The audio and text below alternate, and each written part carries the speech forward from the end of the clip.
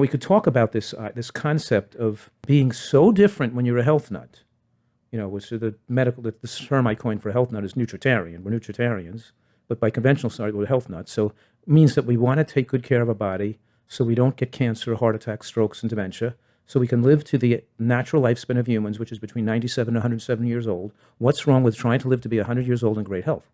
So is something wrong with us or something wrong with everybody else? But society identifies us health nuts as being something wrong with us. There's even some doctor out there, some people who actually invented a term called orthorexia, which gives a negative diagnostic term for somebody who wants to eat too healthfully or wants to eat too, in that case, it's too healthfully, but can you eat too healthfully if you're eating really healthfully? Why should we be self-destructive to be normal?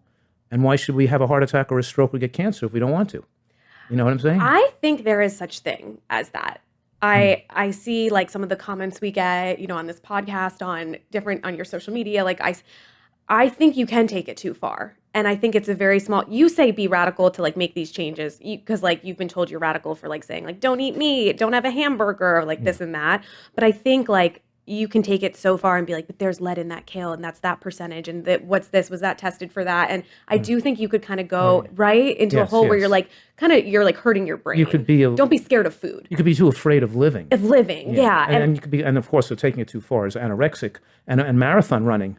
And you're right, and being ultra marathoners and there are triathletes, people that could go really that's into too far exercise. That's not even good for you. The amount of exercise is not even good for you. Right. Yeah, that's true. You can't take anything too far, I guess. And we talk about balance and like, I just feel like I'm really proud of where I've come in like my health journey. Like I've always been healthy and valued it, but I would say like I'm not upset. Like I like the foods I eat. I feel really good about it. It makes me feel good. And like sometimes if I eat out or something and I eat something not so healthy, I'm like, okay, I feel kind of sick and I'm not going to do that tomorrow. But I'm not like beating myself up like you're so dumb and blah, blah, blah. But that's because you're not a food addict.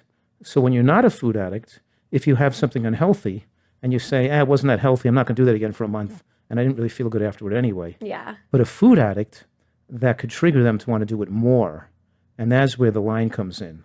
Derail them. It could derail them. For sure. So, all their progress. I mean, I could like go skiing and have something that's not healthy once a year, once every 2 months.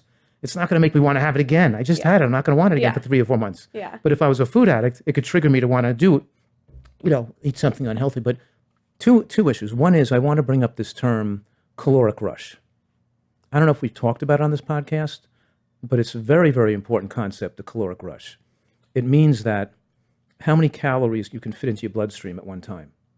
And when you're eating natural foods, you can't get that many calories in the blood.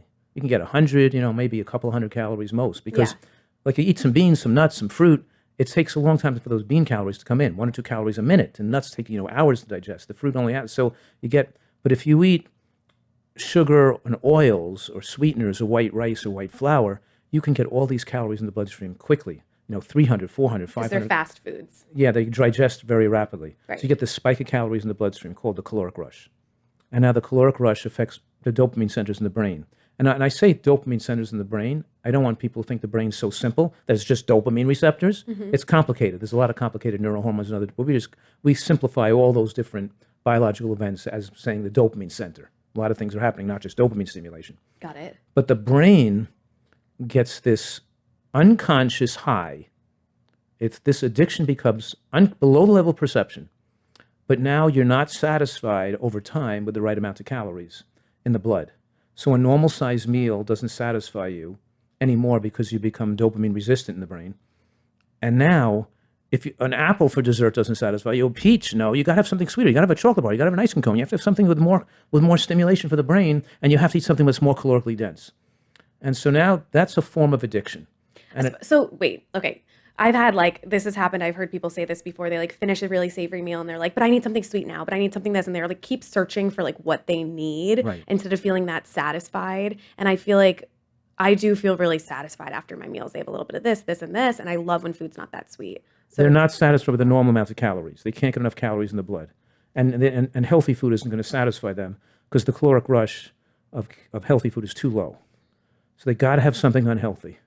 And particularly, they got to have some oil, greasy, fatty, salty, sweet is the primary triggers of those centers. But By the way, really sweet, really oily, really salty, right? with a bliss point, yeah, yeah, sure. like to like hit that. But even when you don't, but I'm making another important point here. When you don't taste it sweet, like they hid the high fructose corn syrup in the burger, they put it in the tomato sauce, they put it in the ketchup, and they put it in the soft. They put extra sugar in the drink. They put salt in the soft drinks. They keep adding stuff so you hide it. And when you don't even taste it salty, you don't even taste it sweet, the brain is getting a hit, and you're still becoming an addict from those foods. So Why do they do that? Just to hook, because they know it. they want to addict They us. want you to eat that food more than other foods. They want to sell more of their product.